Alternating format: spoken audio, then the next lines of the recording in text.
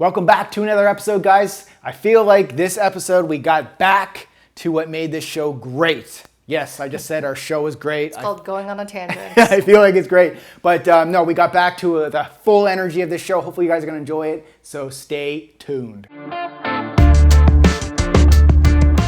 What's up, guys? Welcome back to another episode of Hashtag Ask Liveling TV. Oh, someone's trying to get in on the show here. Bruno. Little dog Bruno. So this is episode 26 of the series. We want to thank you guys for tuning in.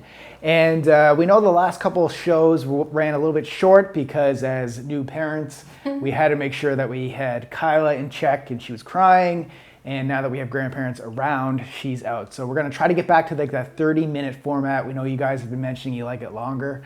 So we're going to try to get back to that 30 minutes. So you ready to run this show? Ready. Let's get your questions answered. Okay. And if you guys haven't yet, I got to put this out there. You haven't checked out the podcast yet. If you're not listening to us while you're working out, going for your walks, in the car, go listen to the podcast, but don't just listen to it. Go over there and click rate and review. We want to hear from you guys what you think of the podcast, and also make sure you subscribe while you're over there as well. First question comes from Instagram from Christian Spinella. It says, hey man, I've watched your videos. I love all that you're posting, all the advice you give. I follow all of your high intensity interval training videos and I see great results from it. My question is, out of curiosity, do you still do intermittent fasting? If so, do you do it every single day? If you were to break off one day a week from it, would it cancel everything? And is it the only way in order to get ripped? Yeah, so I'm still doing my version of intermittent fasting. And I say my version because I've been snapping about it on my Snapchat, and I've been showing like my morning coffee, my morning coconut oil coffee, and people have been asking like, doesn't when you put coconut oil coffee or coconut in the coffee, doesn't that actually ruin your fast?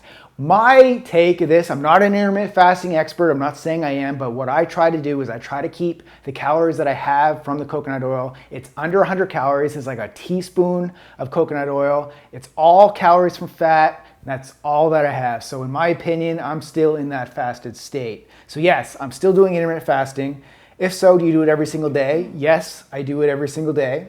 And if you were to break off one day a week from it, would it cancel everything? No, it wouldn't cancel everything. Like, what do you... That's like saying if you eat one bad meal, you're going to be fat. That's definitely not the case. So I think, yeah, if you're doing intermittent fasting 6 out of 7 days per week, I'd say you're doing intermittent fasting. That qualifies. Yeah, and I just got to throw it out there, guys. Like, don't label yourself as I'm this or I'm that. Like, don't label yourself as I'm paleo or I'm vegan or I'm this, I'm that. Like, you know, I find when people put themselves in that corner, then when they mess up, they're just like, oh, I messed up, so everything is out the window. Yeah. So my recommendation would be just don't box yourself in a corner. I don't box myself in a corner, but just, you know, try to use the tools that are given, like intermittent fasting, like paleo or vegan, whatever it is, and just try to do your best at them.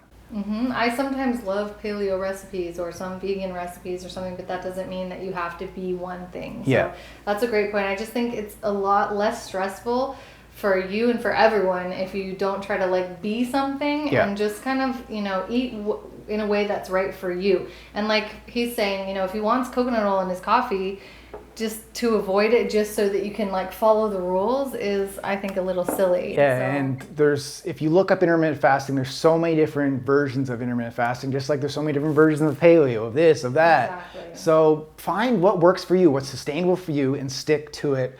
And your last question was, is it the only way to get ripped? So of course it's not the only way to get ripped. There's so many different ways to get ripped, man. It's just one of the ways to help your body stay in that fat burning zone, because you're fasting for 16 hours, you're eating for 8 hours. That's just, you know. There are many ways to get ripped. There's many ways. There's something for everyone. I keep saying that's one tool in your toolbox on your journey to get ripped. Next question. Okay, so this one, Chris Bravo on Twitter, with a bunch of numbers behind his name. Should I work out when I'm sick?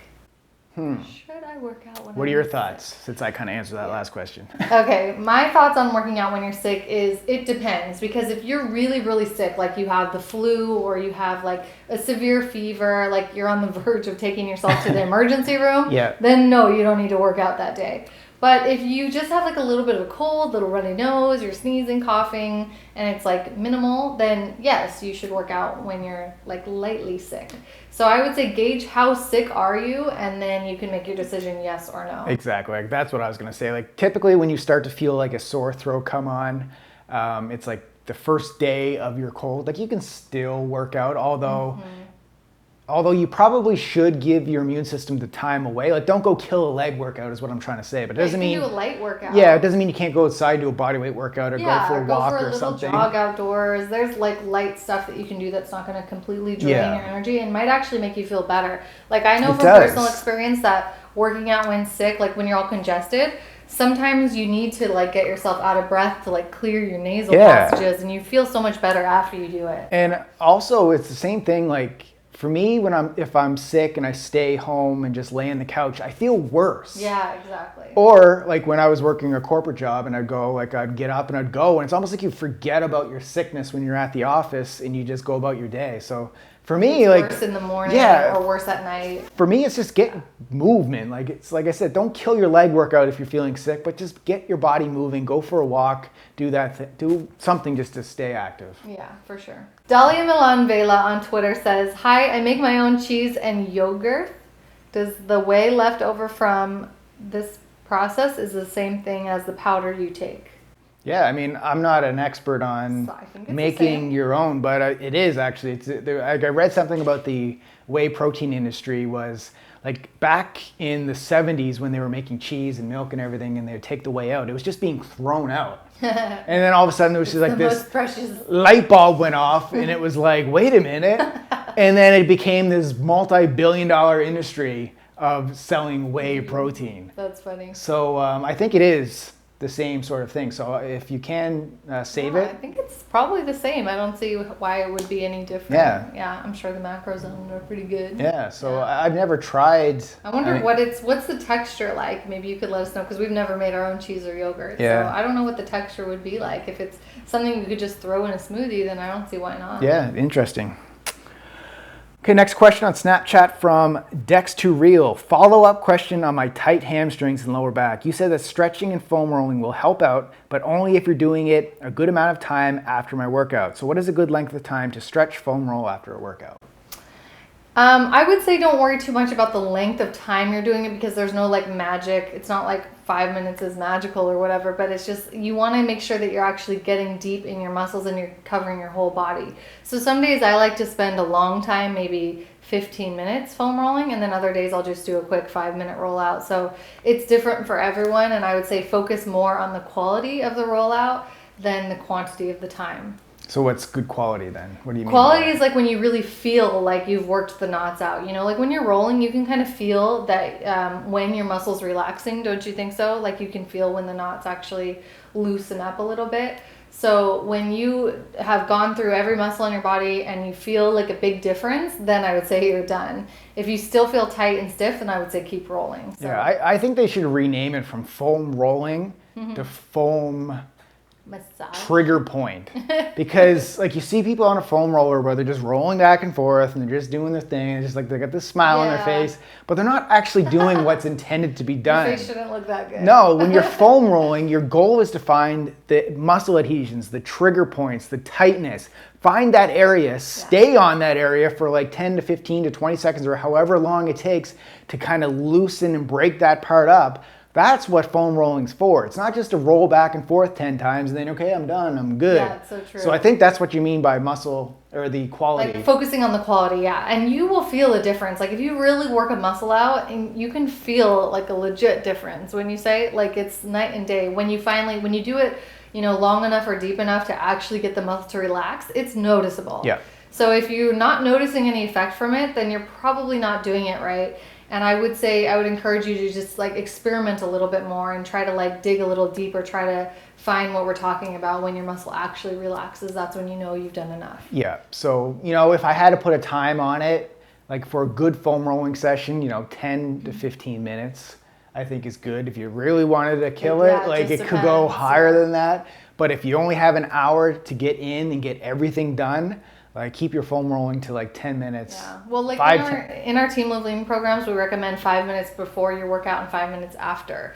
So, but that's just like the surface, you know, you're just kind of getting the surface. And that's to really focus on particular areas that are tight for you. Like if you have really bad IT bands or hip flexors or something, you just focus on a few areas in 5 minutes.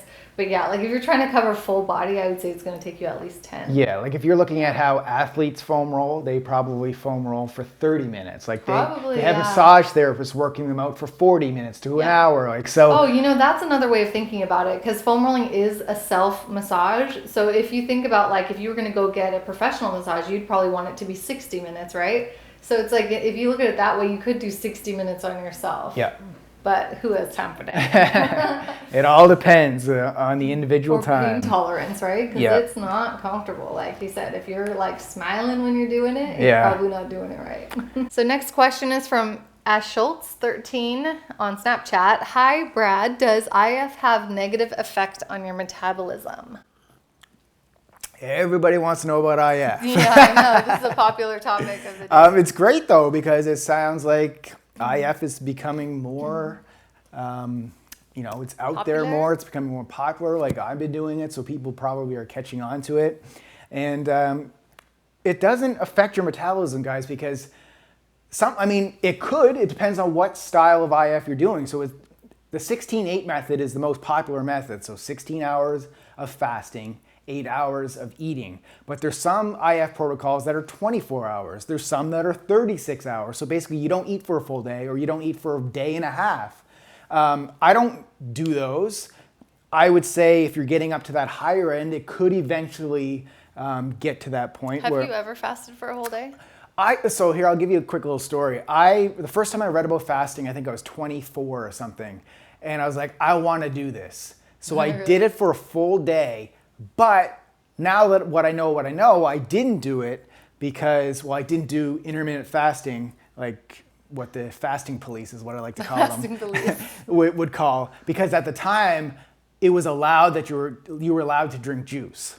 Oh, okay. So that's not fasting. So no, how much juice did you drink? So, and then the funny part was I was in Cuba at the time. What? So I was on vacation. I was like, I wasn't enjoying the food at all. I only liked the mangoes. That was it. So I'm like, you know what? Oh, remember that like intermittent fasting thing I was reading about? I'm going to do that. And so I just didn't eat any of the food. All I had was juice. And I remember like in between like the beach and in the pool, I'd go home and I'd just rest and watch TV for a quick little bit. So many commercials of fast food, and it was like dominating me. It was like more fast, and I was starving. I was like, because it was my first time ever doing it. Oh, that's funny. But no. Did you drink a lot of juice? I drank so if we went out for meals, like 3 or 4 meals, I would have juice. I may actually have had fruit too. So this is so yeah, you couldn't come, but at the time God. I thought it was at the time. You're such a fake faster. I've done it. Yeah. You've done 24 hours? Oh yeah, totally. What have you not? I didn't know that was called intermittent fasting at the time. Yeah. I was just doing a fast. I actually think I did 7 days once, like all water. I'm insane, you guys. Like I've told you, yes, I've done every. You didn't have any fruit or vegetables for 7 days. When I was younger, I wanted to be so skinny. You would be dead if you did 7 days without eating. I think it was 7 days. No, seriously, all water, like only water. You can ask my mom. We did it together. Why? Trying to get skinny, bro. Oh God, you're giving our viewers some like. Well, I'm not saying I would do this. Please have this disclaimer right here. Just because she did do not do that. Doesn't mean you should do it. I survived, but I don't know if you will. It's hard. I don't think you could survive. You're like 7 days without any calories. All you have is water. Yes, babe. There's like a lot of people do this. It's not that unusual. But anyway. Shake my head. SMH. But you know what happens, guys, is you start feeling like delirious on day 3. I know. Anyway, we need to get back to the question. Well, okay, so after. So that would like hurt your metabolism if you did 7 days without food. Having been someone who's done fasting before and like in extreme ways, I've also done the silly like.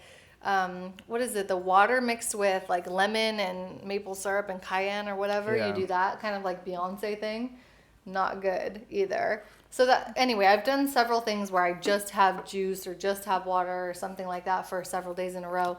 And yeah, that I do think has negative effects on your metabolism.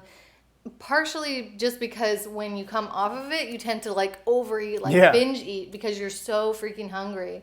And then, so I think that has a negative effect on your metabolism, can cause you to actually gain more fat than you Yeah. even lost during the fast. Yeah, So I would not recommend. No. So bottom line, guys, the 16-8 method, your metabolism is fine.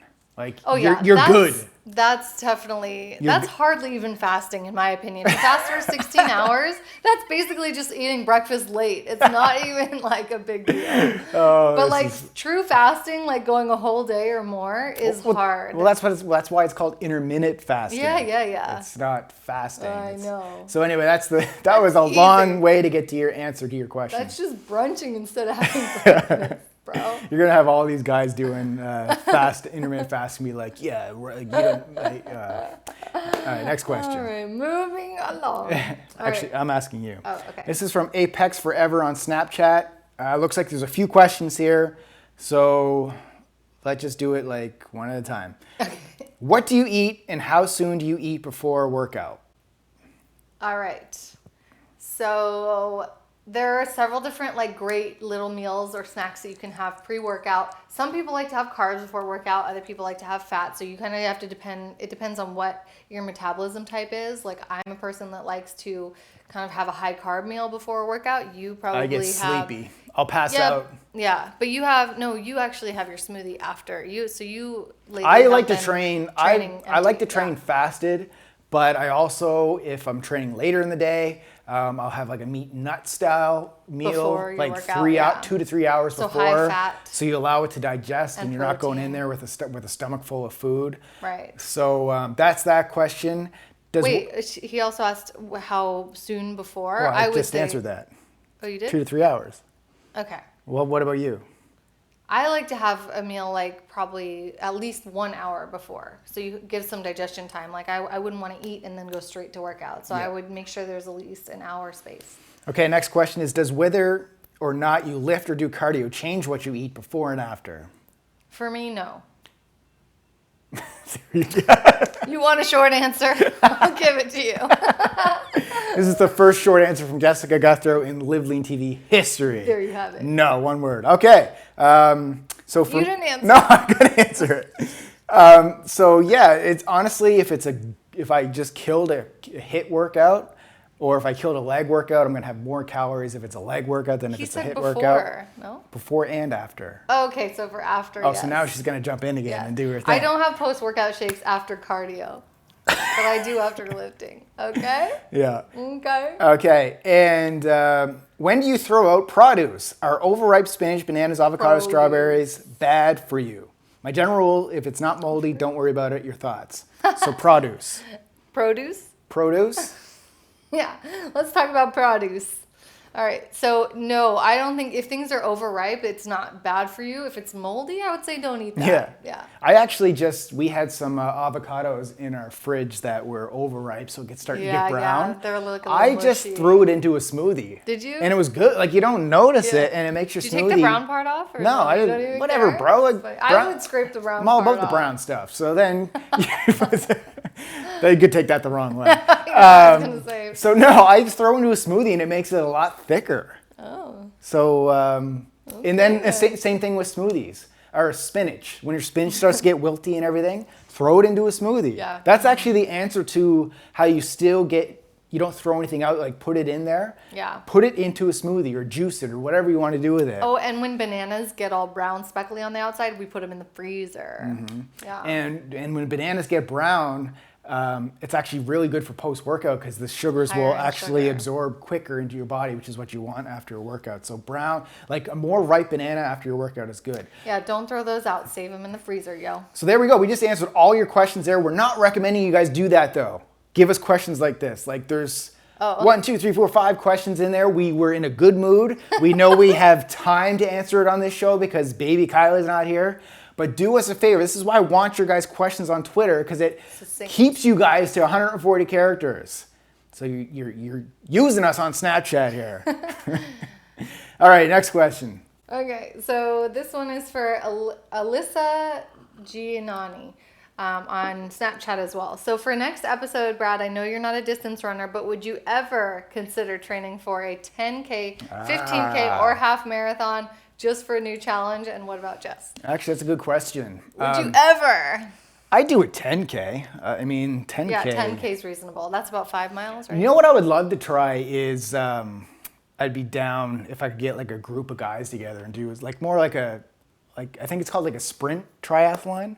Oh yeah. Where everything You is would do that? everything is cut down. Shorter, yeah. Yeah, like I would be down for that. Yeah, that might Like be I fun. think my swim game has been on point lately. Like I'm really? feeling good in the pool when I'm yeah? doing. Yeah, seriously. Okay. So I feel like my swim game. That was always what I was concerned about was my swimming. But with practice, everything comes, and I've been getting better at swimming. Biking is just biking.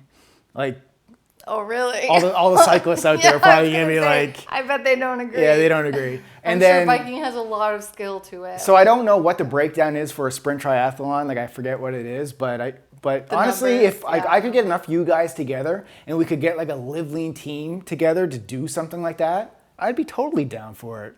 Okay, as long as it's the sprint one though. Oh yeah, Let's I'm be not clear. doing. Yeah, No, I'm we're not doing a full try. But I don't know if you guys know this, but I've actually done a half marathon. Did you know that? No. Did you? Was this in I your? did. Is this in your days where you were I've done everything, you were a you guys. vegetarian? You were fasting for 24 to. Sometimes I feel like I'm 100 years old because I've done it all. But no, it was actually it wasn't a full one though. Let me just be real. It was a partner one where you do the baton pass in the middle. Ah. So I did. It's 13 point something miles, right? That's And still badass. I did 6 of them or 6.5 miles. Yeah, so it was hard. It was very hard. Yeah. But yeah, I've done that, and then also I ran a 10-miler once in high school when I was 18, and that was more brutal because it was Arizona and it was hot. Yeah. So I've done my fair share of distance running. I don't really enjoy it, but you're saying would we ever consider it? Yeah, I would say I'd be open to that. It's not like I'm closed-minded to it, but I'm just not looking anytime soon. Alyssa Gianni from Snapchat, I'm going to say to you right now, you get some people together, you come down to San Diego with us, and we'll do it with you. Maybe. I'll bring Bruno then. I want to hang out more with you guys. Like honestly, like I'm here and I'm in a new city. I don't have very many friends here because we just moved. So it's like, you know, I got a lot of people who know me, but I want to know more of you guys now. So I've gotten snaps from people who are local to San Diego. Yeah, so if you guys are from San Diego, let's make a let's date. go to a Chargers game. Like, let's go to like shoot some pool, drink some beers, you know? Okay. And Live Lean? And Live Can Lean? we? Well, no, that's part of the Live Lean journey is that you Yeah. can do that kind of thing. Yeah. Not too many beers, just a couple. Okay. My turn? Yeah. I thought I asked the last one, no? Okay. Either way. Okay. Next question from Din Smoka on Snapchat says, "Hey Brad, I'm intolerant to whey casein. What are your thoughts on grass-fed beef protein as an alternative? Already taking powdered collagen." Well, so grass-fed beef protein. Oh yeah, you had beef protein one time. Yeah. What did you think about it? I remember you hated the flavor. Well, no, because the one that I had, the flavor was sweetened with. It was fruit punch flavor. It was just sweetened And like it was with just a bunch of intense. artificial sweeteners, and it's too sweet for me. Like Yeah. I don't like that kind of sweetness, so I can't say that I liked it because of that. But if there was a grass-fed whey or grass-fed beef protein powder that was like That could be that was like sweetened with chocolate or stevia, vanilla. and it was like it tasted good, I would be all about it. Like honestly, like my body doesn't do well on whey. Like I've said that 100 times, but I haven't been able to find a non-whey protein powder that, you know, tastes good, has good consistency, and has good ingredients in it. I like egg protein powder, but every egg protein powder that I see has a bunch of crap in it. Same thing with the beef protein. So if I could find one, I would definitely be down for something like that. Yeah, I know. There's a lot of whey alternatives, but yeah, like we've already told you guys, we don't like any of the plant-based ones. They are. No, honestly, no. Do you like the Sun Warrior? I've been adding some Sun Warrior stuff Have into, you? yeah, because your Ooh, I mom don't gave know me a if bag I of like it. that one. Yeah. And it's not to say that that's all that I'm gonna take, but it's actually not that bad. So you, I right now like- you're using that once a but- day and whey once a day? Yeah, but I'm mixing it in with like my morning Right. smoothie. So there's a whole bunch of Very other. covered It's up. very covered up. Like I wouldn't just mix it with water like I can with whey and still No. be good. Yeah. So like if I had my morning smoothie, my power smoothie that I showed you guys, what I'm putting in there now is like a plant-based protein powder because my body. I didn't know you were using it. Yeah, I've been using it, and then after a workout, I'm using like a whey. I just don't want to put two types of whey in my body two times. Of whey? Yeah. And so are you still feeling like indigestion or something with the whey? Yeah, like I always feel a little bit more bloated, and not like if I had a steak, I'd feel perfect. If I had chicken breast, I'd feel perfect. But then you just put that whey, even though it's like the whey isolate from my protein, and it's not that it's bad. It's just for my body, I just don't process dairy very well. Yeah, see, I don't feel that from it. So it just depends on the person. Like some people are gonna feel that. And your some people body is like the best body in the world from a physique standpoint and from being able to digest everything. You don't digest. She can. You have such a Canadian accent. How do you say it? Digest. Digest? No, digest. No, Why but do you make fun of me so much? Because you're so Canadian and cute. But you know what? Speaking of that, we get a lot of comments on YouTube. A lot of mostly positive stuff, but we get a lot of hate, some hate too. A lot of hate. And one of the when I first started YouTube, it hurt me because I was new to it and I never had people insult me like that. But now I've been doing it for so long, it just blows off my back. But I had one a couple months ago and it makes me laugh. But the comment was, man, this dude's Canadian accent makes me want to peel off my ears. No, it's makes my ears bleed. Makes my ears bleed. Anyway, that's off topic. But oh man, you guys. Well, I bet you now that you just said that, we're probably gonna get a whole host of mean comments that are just intended to make us laugh. No, shout out to all my Canadians out there. Sometimes the mean ones make us laugh, but sometimes they do hurt. We're real people too, just so you know. Okay, next question. Okay, Antoinette on Snapchat. Hi Brad, I discovered your channel on YouTube about 10 days ago and I've been addicted to watching your episodes ever since. That's awesome. You guys give such good advice. I've been a yo-yo dieter all my life, but I've been the biggest for the longest time, so I need to get a grip. I have put on 6 stone since my mom passed away 3 years ago, as food and alcohol became my friend during this time. Do you have any advice on how to stop comfort eating, as I love exercise and will work out 5 times a week, but I undo all my hard work as soon as I get upset or stressed. I end up binging with cider, wine, cheese, and potato. All right, so like I say to everybody when it comes to these kind of questions is, when you do one of these binges, you just kind of have to stay focused on what it is you want to accomplish. Like, what is your why? I can't say I have binges, but I have meals where I'll You eat more than you should. I eat more than I should. I'll eat food that's not good, but I just know that the next meal, the next day I wake up, I'm gonna crush it again. I'm gonna go back at it because if I stay on that road, that road's not gonna take me to the goal of my vision that I wanna have. So I would throw it out to you as what is your vision for your body or your health? What is it that you want to accomplish? How does that look? What does it look like? What does it feel like? If you can't answer those questions, answer those questions, because once you have that in mind, then you know you have that journey and you're gonna go there. So the next day, you're not gonna keep binging. You'll be like, I'm gonna pull my socks up and get back into it. Yeah, I mean, it sounds like he's working out, which is good. It's what you need to do to use up that energy. But the other thing is just learn to lean on a friend or a family member or even a therapist if you have to. I know it's hard when you're going through tough times and you're feeling really emotional. Like you said, food becomes your friend, but it's not the friend that's also loving you back. You know what I mean? It's the opposite. If you eat too much of it, it's making you feel even worse and making you not like the body that you're in and doing all this detrimental damage to you. So if you were to actually reach out to someone for emotional support instead of going for food, because food really can't give you emotional support. It makes you feel good at the time, but then it makes you feel worse afterwards. So I would encourage you to try to reach out to people in your life. If you're feeling that way and you've been eating healthy all week, then go enjoy a meal. Enjoy life. But then just promise yourself that, okay, I'm going to allow myself to have this, but I'm going to start back on my journey after this meal is over with. Then you just move forward. Forget about yesterday. Keep going forward. And get a little bit more serious about portioning your meals throughout the day. That way, when you do have a wine, cheese, potato moment, then at least you know that the rest of the day you've been having high protein and low calorie and high vegetable meals. So I feel you won't be as overwhelmed. And don't try to starve yourself and save up the calories and then have a binge, because Yeah. I think that's where people really go wrong with messing up their metabolism, is like you've been starving all day and Yeah. then you just dump a bunch of cheese on yourself. So try not to do that. Okay, next question, last one of the night on Snapchat from Prophet3 says, "Hey Brad and Jess, y'all are awesome. 2 questions. Have y'all ever been fishing, hunting, and do you drink flavored protein powders?" Okay. Fishing, hunting. I've been fishing. I've not been hunting. Have you? No, I've never been hunting before. I've never shot a gun. Actually, Yeah, I've never shot a gun. I have shot a gun, but What? Yeah. At who? Did you shoot at an animal? No. Was it at a beer can or something? I was at a bachelor party and it was disc shooting. Oh, there you go. Disc shooting would be really So I fun, guess that's considered. I've never shot a handgun. That's I guess not hunting, boo.